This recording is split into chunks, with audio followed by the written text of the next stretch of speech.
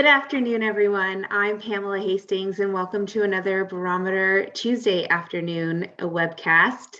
Sorry for the late start today, but we're thrilled to have you guys logged in here, and we will get to the program momentarily.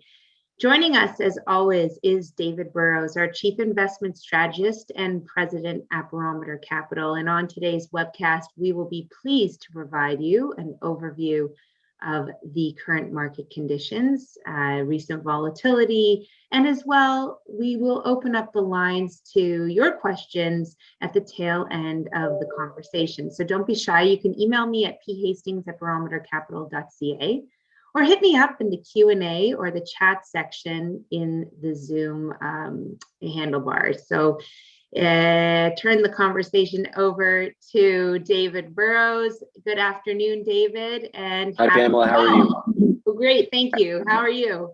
Well, I'm fine. Thank you. I apologize if there's a lot of background noise. There's a torrential rainstorm going on over my head. And so thank God there's a roof. Thanks, everybody, for joining us today. Lots to talk about. Markets have continued over the past week to wrestle with the possibilities that can come with this Fed tightening cycle. They continue to be quite vociferous about the fact that they want to continue to tighten until they get the result that they're looking for. They recognize that there can be some economic fallout coming from this, but ultimately that it's important for them to try and wrestle with this inflation beast. And it is having implication for asset prices for sure. And as we are right in the late stages of September, as typical, we're having some seasonal volatility. And the question is kind of where do things go from here and what tactics should investors be taking? You know, this is a step-by-step process that we go through. We have to keep on assessing things as we move along and assess whether or not the portfolios make sense given what's happening in the backdrop. And so, as you can imagine, portfolios have been shifting along the way. To start with, our basic premise is that we continue to be in a structural bull market in stocks that started in 2013. But as can be the case in a structural bull market, we're living through a short, sharp correction. This is S&P going back to the early 1980s. And of course, along the way in the S&P, in a structural bull market, you tend to stay above a rising 200-week moving average, which we have continued to do in the S&P, although it's been fairly touch and go. We also tend to stay within a long-term channel, which we also continue to be in. Having said that, we're at the bottom end of the channel. So the S&P, as of a few weeks ago, had rallied off the June lows, was running into the declining 200-week moving average.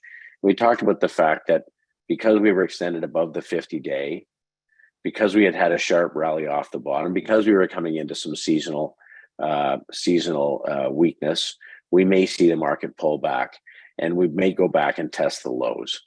Well, as it stands, with all the talk coming out of the Fed, S&P has come right back and is testing those June lows. So this never feels good. And you never get over the feeling of seeing markets come down and get close to technical inflection points. And along the way, you just can't hope. You have to take action. And so we're going to talk through sort of where the weakness has been coming from and what it may mean. Now, I had an interesting conversation yesterday with a client. And his question was, well, should we be 100% in cash? And I said, well, if you can tell me what the outcome of the next few weeks is going to be, then maybe the answer would be yes. The problem is that when we get a significant sell-off in a bull market, it always feels bad.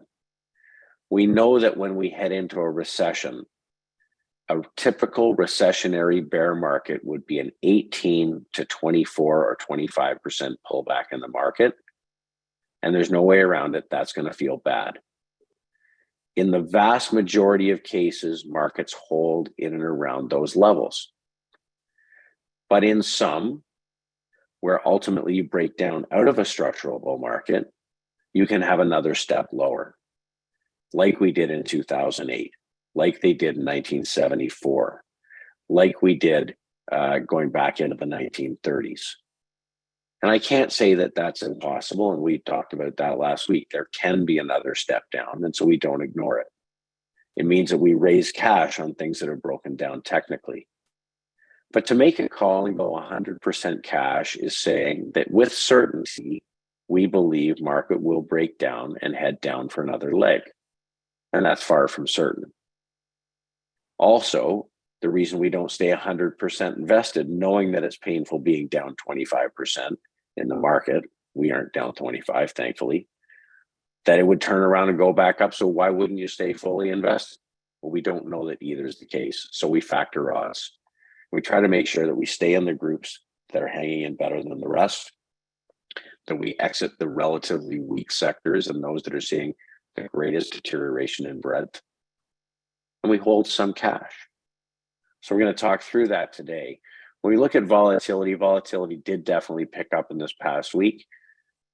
Today, we rallied around where we got to in the June lows, which is interesting because that's roughly commensurate with where we got in that last leg down. Volatility did pull back through the course of the day and markets bounced off the lows. Now, I've been using a different picture for long-term interest rates, but I thought this was a particularly good one. We've been living through 40 years of declining rates since 1981. And over the last 2 years, we've seen this very substantial backup in yields. And clearly that's a reversal in direction, like what we got in the late 1940s. We've lived through the third significant bond bear market in this last 100 years. I don't know what the extent will be. This one between 1949 and 1981 went on for a really long time, but with interruptions. It was not a straight path. So we can expect that at some point, the market will assess that the Fed is getting inflation somewhat under control, or that the economy is going to slow and rates will come down. But as it stands, we've seen a very sharp rise in rates off the lows from 2020. We've come from 30 basis points on a 10-year bond. Today, just a snick below 4% at 3.97%. So this doesn't look like much, but it's a very large move when you consider all of the debt that's tied to interest rates across the economies. And when things move quickly, it scares investors. What are the implications? How is it going to impact me? It causes people to pull in their horns. And certainly that's been going on. But very clearly, we are in a different environment than we were between 1981 and 2020. And investors have to reassess their positioning. And through this period, they built a lot of beliefs in what works in investing. Most of them, things that have been helped by falling interest rates. So there's the US dollar. The US dollar has had a tremendous run up while rates have been rising. Rates in the US being higher than other parts of the world, it's attracted capital into US dollars. And again, a sharply rising US dollar is scary to some investors. It's been difficult in the past for emerging markets. It's been difficult in the past for other types of risk assets. And this is something that we're watching. And this week we saw extreme weakness in the British pound, extreme weakness in the Japanese yen, and additional weakness in euro. When we look at the TLT has been falling in price since May of 2020. That's the ETF for 20 plus year treasury bonds. Today we hit a low at 101.5. That's down 43.41%. Bonds, fixed income, things that people own because they want security, are moving extraordinary amounts. The 10-year yield that has been moving up has attracted buyers. And I go back to this point. People do what they've learned through a long period of time. Every time yields rallied in the 10-year bond, if people bought bonds, then they did well over the ensuing period. Well, when we look at what's been happening as rates have been spiking, buying has been spiking.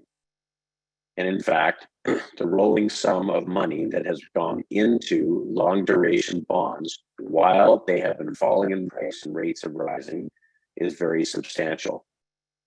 If you take all long duration assets, 25-year bonds, 25-year zero coupon bonds, the PIMCO 15 plus year ETF, all of the things that have a very long duration, in other words, take many years to pay you back your money, are down the most. Yet they have been attracting an enormous amount of capital. People have been buying dips. Annual long duration fixed income ETF flows so far in the year, $27 billion. $10 billion last year while rates were going higher. All of these people are losing money. So that causes investors to pull in their horns. Now, we've talked about the fact that commodities made a turn in 2020 relative to equities. And that has continued to be the case. We've had fall in prices from 2008 until 2021 in the RJI index, which is a basket of commodities. They have been rallying now since midway through 2020, but they have pulled back over the last 4 weeks. Now, this is a pullback in a bull market. We're pulling back into rising moving averages.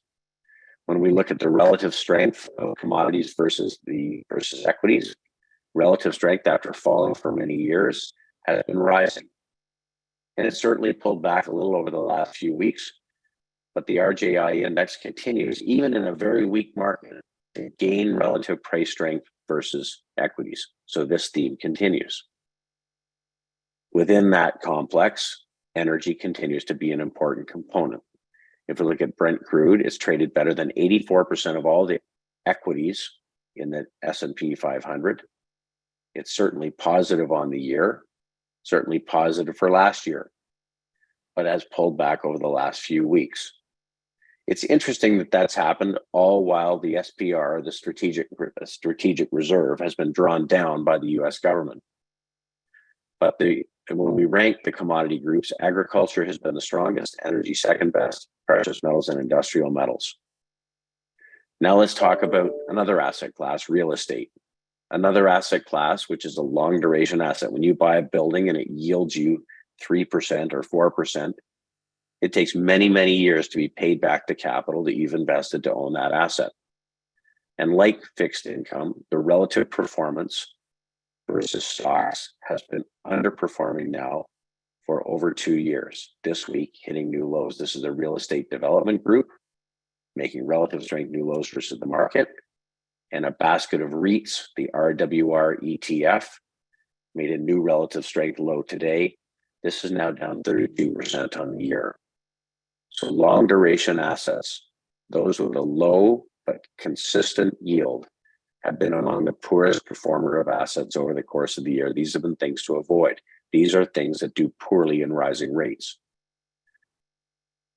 So every year, different assets do well at different times. And we could just put a basket together and hope that by mixing them together in the right recipe, we're going to get a return and be just a long-term holder. But we think really it's important for us to understand the structural backdrop and invest along those lines. We don't have to be everywhere. We need to identify where the leadership is. We always have to watch for new leadership to emerge because it can change over time. And in the absence of leadership, we have to have an ability to play defense. So this is what we've been focusing on over the last few weeks. We do say we don't need to be fully invested all the time. We do say we need to be tactical. And you have to continue to assess the things that you own to say, do they continue to make sense? From a top-down perspective, we got a lot of different neighborhoods that we could focus in. Real estate, equities, fixed income, commodities, emerging markets. We can focus in any number of industry groups and structural themes, but only a few at any given time truly are market leadership. And within those groups, we have to find securities that meet our tests, strong fundamentally, technically sound, that we can use to express those views within those parts of the markets. But all of that work is only as good as our ability to recognize when something changes and to have a disciplined selling strategy, and thank goodness for stop losses. When we put a new position on, we identify a price below the price we've paid, where if for some reason it doesn't work out and it becomes clear that something is breaking down, we'll get to the sidelines. It helps us to make sure that a little mistake doesn't turn into a big one. Because as much work as we can do, situations and information changes. We try to get the asset class right, we try to get the sector right, we try to find the right securities, but there are going to be times when we have to say something's not working, we have to step aside.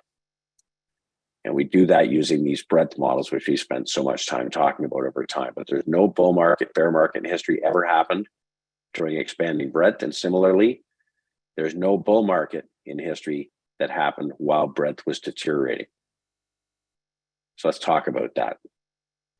Last week, we highlighted that our short-term indicators, percent of stocks above the 50-day moving average in Canada, in the US, and in the globe, all were weakening. So lots of stocks breaking below their short-term trend.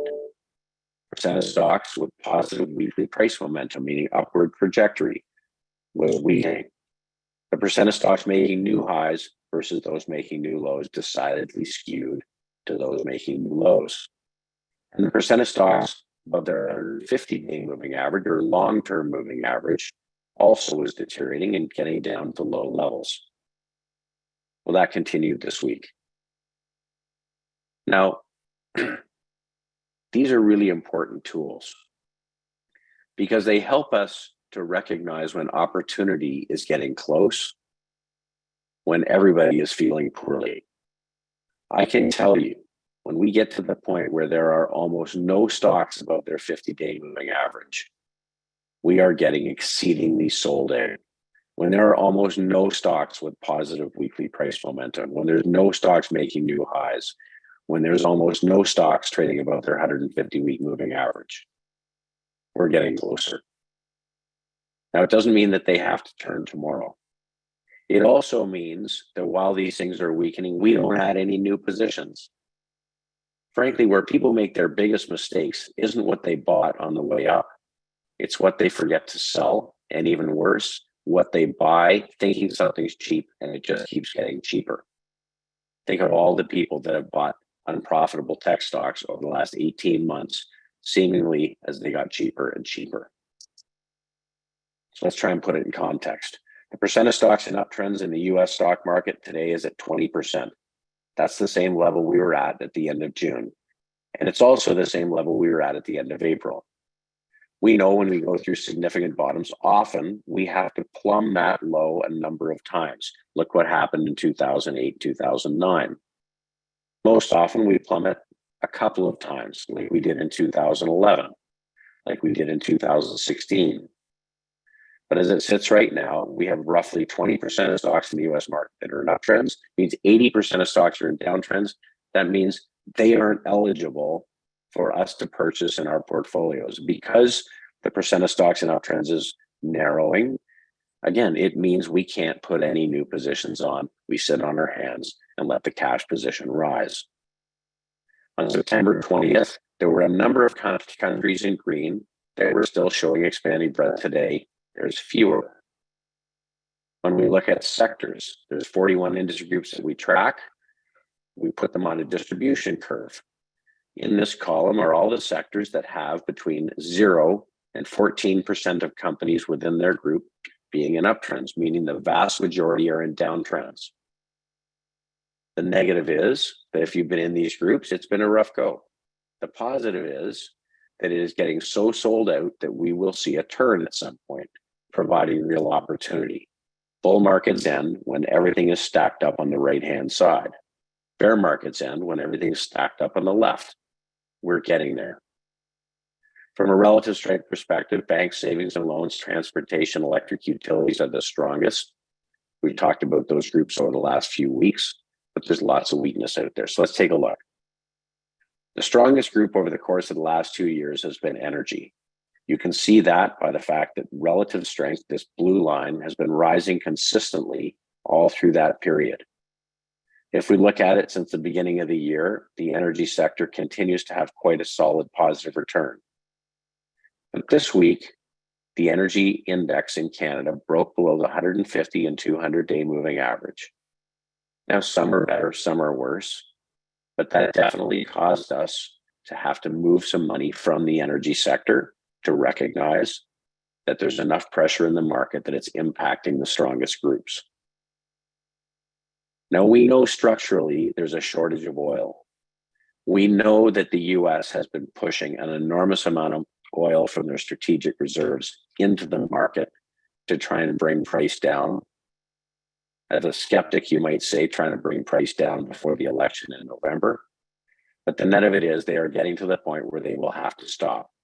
They've also talked about having to refill their strategic reserves. There's no new supply coming on globally.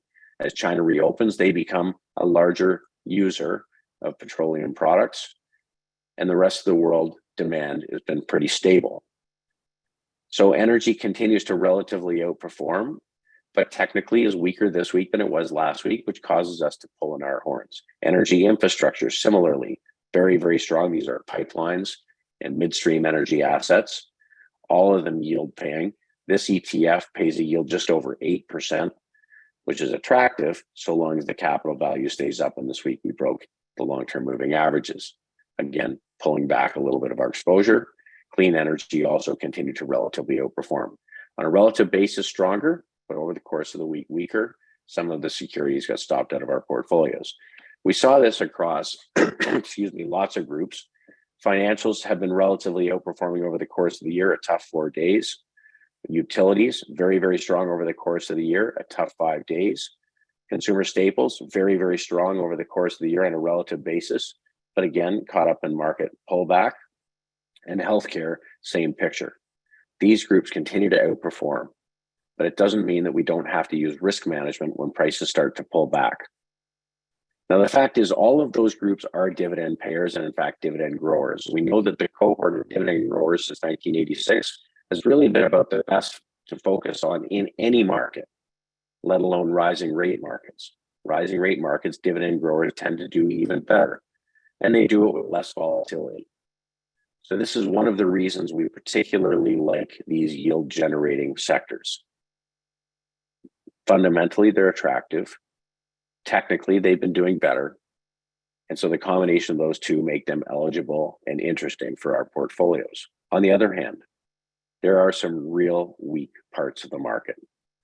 Technology just continues to weaken. In fact, the IYW ETF took out the June lows this week, and today will close below these previous lows. This continues to weaken. The companies within this ETF are some of the biggest technology companies on the planet. And these are companies that investors have continued to add exposure to, despite the fact that the market has been falling. People love to buy dips in things that have paid them well over time. They are not paying them well over time now. Risk management is the tool that you need to use in this group right now. After talking about Meta or Facebook 3 weeks ago and how weak it was, 18% of the XLC communication services sector. The sector is down 20% over the last 30 days. And when we look at the Facebook chart, we talked about the fact that it's just been showing a series of lower lows, lower highs, lower lows, lower highs, lower lows, lower highs. That's a downtrend.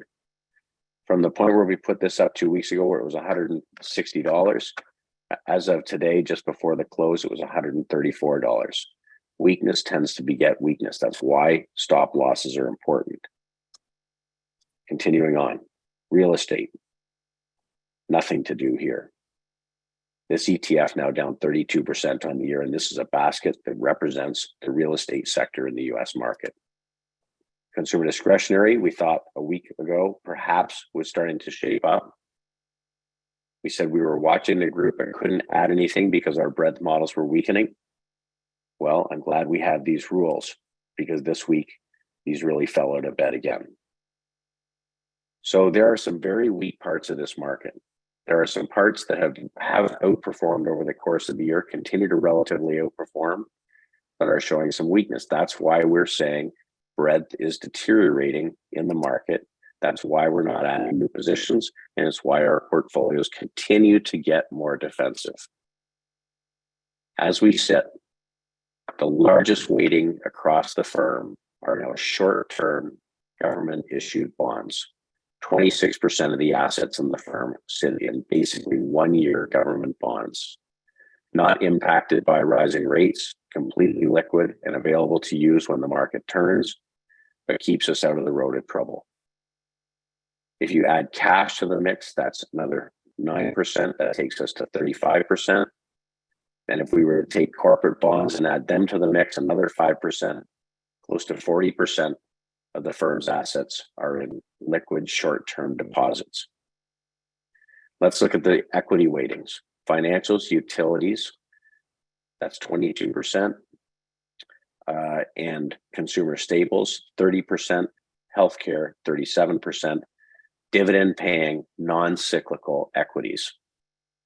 These should be the lowest volatility cohort in the market. This week, there was weakness in some industrials. We took the weight down by 4%. And as I alluded to earlier on, we took our energy weight down by 1/2, not because we don't think that functionally and fundamentally they're attractive, but if price doesn't hold up and they break trend, we have to get more defensive. At the other end of the spectrum, technology is void, real estate is void, consumer discretionary is void, communication services is void. These are the weakest parts in the market. I do get concerned about the passive investing theme, because people who have gone out to buy indices believing they'll be patient and just sit through the ups and the downs don't recognize that the biggest parts of the market are the weakest parts of the market, and they could have significant impact on the market going forward. From a geographic perspective, we continue to be focused largely in Canada, where the Canadian market is actually significantly outperforming the US stock market. Things that we're short. In our global macro portfolio, we're now about 70% either short or out of the market. The shorts include short in European equities, being hurt both by currency and weak economy. We're short the NASDAQ. We're short real estate through the RWR ETF. We're short overseas government bonds, which are performing worse than US government bonds. And we have a small short in the S&P 500. The upshot is it's a tough market. We can't sit on our hands. We have to keep assessing it. As it stands right now, it is most likely that we continue to be in a structural bull market bound by the 200-week moving average. We're coming up to the end of September. We are retesting the lows from June. Clearly, we have to make sure that we're testing our positions. But if this is like any of these other corrections in structural bull markets, when they come to an end, you get a very substantial 2 to 3 to 4 year run in between. And we want to be there when it happens. Now it's the end of September, and I can't tell you how many Septembers I've been in where I've had difficult phone calls with clients who are concerned about the outlook for markets. It's remarkable what can happen to finish a year, but we have to wait and see. We aren't adding new positions. We're going to let the indicators give us guidance, and we're going to continue to test the existing positions. We know sentiment is extremely bearish. We know that investor positioning is extremely defensive. There are very few investors that are overinvested. And we know that the credit markets actually continue to be pretty calm when you compare them to what happened in previous difficult times, like the COVID sell-off where spreads widened, or certainly if you went back to the financial crisis, we looked nothing like that. So one more time. These indicators all tell us to be defensive, and we are. They also stop us from putting on new positions in a falling market. But they are getting exceedingly washed out. In my career, I've seen this 2 or 3 times. And in each case, there were a million reasons why the market should go lower, but everybody was focused on them, and everybody had made their bed and was prepared to live in it. So we'll watch for change. We'll watch for signs of new strength. We'll continue to stress test our existing positions, and we'll continue to communicate with you with what we're doing. But we will continue to get defensive in a tough market because that's what we do. And if you've got questions that you'd like to ask beyond being on this call, don't hesitate to give us a call. So Pam, if there's questions, I'm happy to answer them. Yes, thanks so much, David, for a great overview as always. We have a question from one of our favorite viewers. Stephen from Toronto is curious. David, his question revolves around strategy. David, how does a momentum-based strategy tend to perform in down or choppy at best markets? Does it tend to be a winning strategy in these periods of time? Or does the strategy tend to do better in stronger performing markets? I'll let you take this question. Well, it's a good question. It depends on how people deploy a momentum strategy. Now, I wouldn't say our strategy is a pure momentum strategy because think of it this way. When a group gets to a point where a very small percentage of stocks are in uptrends, and that reverses. In other words, let's say there were 100 companies within a sector and 95 of them were selling off. That means 5% of stocks maybe are in uptrends. At the beginning of a new bull market, a few stocks turn up first, and then a few more. So of 41 industry groups, maybe 2 or 3 sectors will turn up early and start to show improvement. That means money's getting put to work. Those are not momentum investors putting money to work. When we see breadth start to improve, we will go to the strongest company within that group and start to add weighting to the portfolio so long as they meet our fundamental tests. Most often, most often a momentum investor will enter a sector when 70 or 80% of stocks are already rallying, and they try to pile on that strength.